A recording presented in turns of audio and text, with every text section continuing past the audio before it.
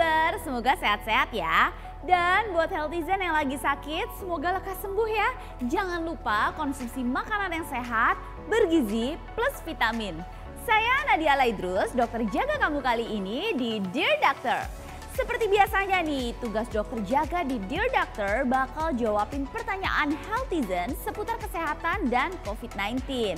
Soal vaksin, protokol kesehatan, sampai resep hidup sehat. Buat healthizen yang punya pertanyaan dan belum terjawab atau masih ganjel nih, kirim aja ke Instagram atau Twitter di FMB9 karena nanti akan dijawab sama dokter jaga berikutnya. Oke, waktunya saya bertugas nih hari ini. Pertanyaan pertama ada dari @Aisyah. Dear Doctor, kira-kira masyarakat biasa juga butuh vaksin ketiga nggak ya?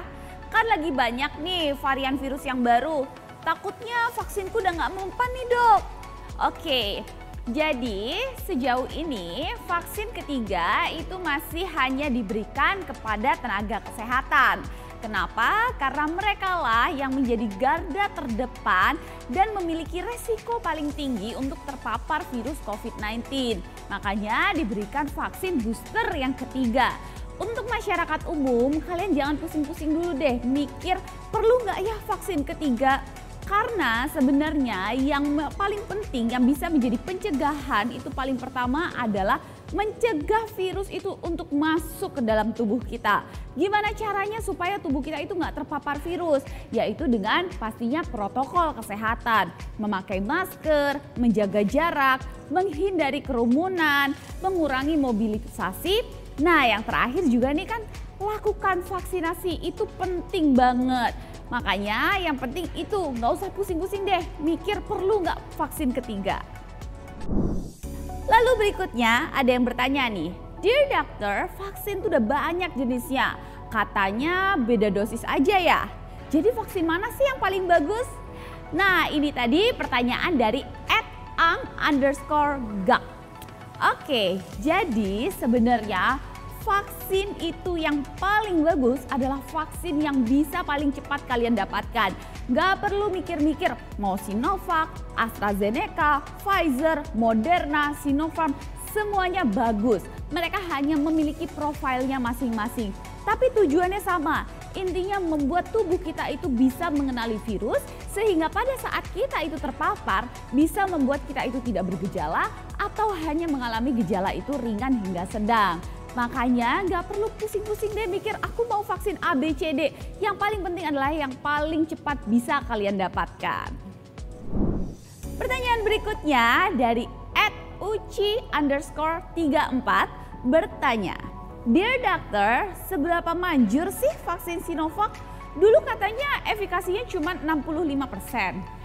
Nah ngomong-ngomong soal efikasi ya. Efikasi itu bisa mencapai angka tersebut ketika yang divaksin itu adalah satu komunitas atau satu kelompok. Atau misalnya kita anggap satu negara itu sudah divaksin semua.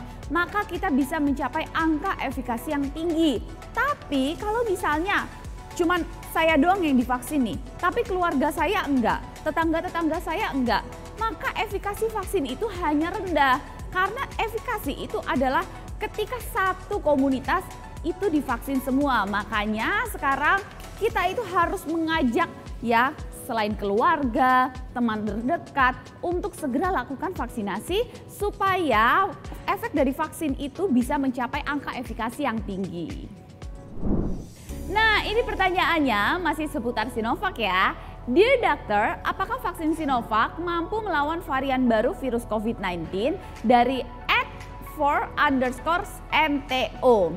Nah jadi menurut literatur terbaru yang saya baca bahwa Sinovac itu mampu melawan varian baru COVID-19 yang sekarang ini menjadi virus yang sangat mendominasi di Indonesia ya, yaitu varian Delta. Makanya buat teman-teman nih yang belum vaksin maka segeralah vaksin karena ya hampir semua vaksin itu bisa melawan varian terbaru. Nah jangan lupa selain vaksin kita juga harus jaga imunitas tubuh.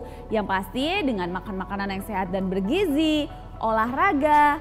Nah ini ada juga pertanyaan tentang olahraga ya dari @9_key.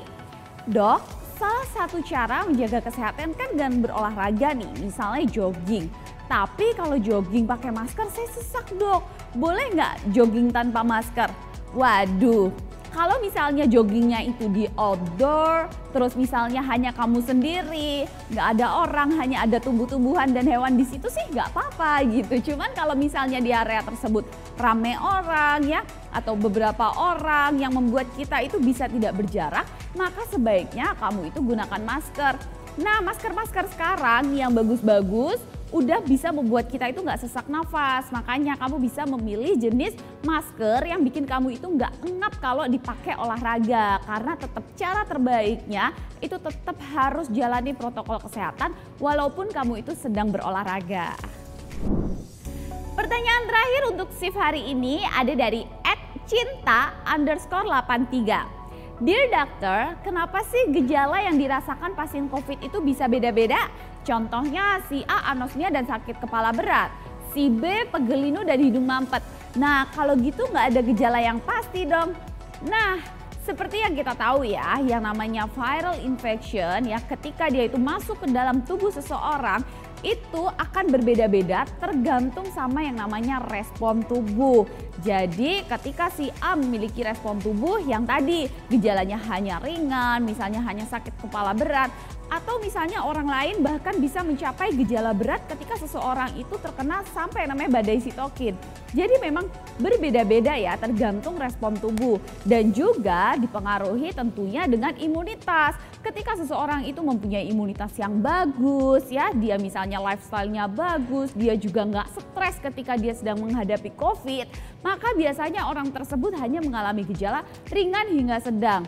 Makanya selain dipengaruhi oleh imunitas tubuh yang baik, juga dipengaruhi oleh respon tubuh yang setiap orang itu berbeda-beda. Oke, nggak berasa ya waktu jaga saya udah selesai nih. Tapi jangan khawatir karena untuk pertanyaan yang belum dibacain akan dijawab oleh dokter jaga berikutnya di episode Dear Doctor lainnya. Tetap semangat dan sehat-sehat terus, tetap taati protokol kesehatan, jangan kasih kendor. Juga lengkapi vaksinasi sampai 2 dosis ya. Salam sehat, semoga ilmu yang saya bagikan bermanfaat. Saya Dr. Nadia Laidrus, pamit dulu. We share, cause we care, and see ya.